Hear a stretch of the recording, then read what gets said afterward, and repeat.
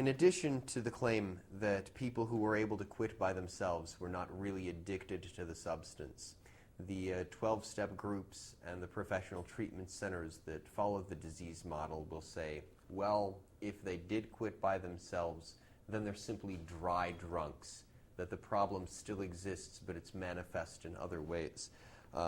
What can you tell me about the dry drunk hypothesis?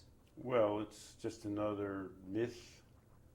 It's another semicircle they're trying to build into the system to cover their butts.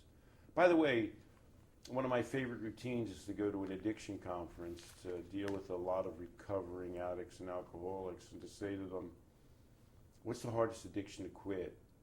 And unanimously they shout out smoking. And let's just say that these people have done comparative testing. And then I say, oh, how many people in this room have been addicted to cigarettes? And 3/4 raise their hand. And I say, how many are no longer addicted? How many have stopped smoking for a couple of years or more? And half of the people in the room raise their hand. And then I go, how many of you entered a recovery group or got treatment for smoking addiction? Very often nobody will raise their hand out of hundreds of people. So I'll say, well, this is just blowing my mind.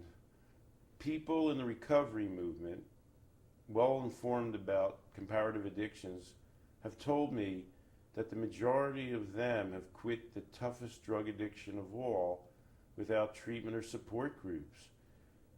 I just don't know what to do with this information. Do you have any suggestions? Even they, when push comes to shove, don't believe their own bullshit. Even they know that people quit the toughest addictions like they have all the time on their own. They're just trying to carve out a little space so they can justify their membership in AA, secure their jobs, and maintain widespread but unfortunately devious and disproved cultural myths. Why is it necessary to propagate this myth?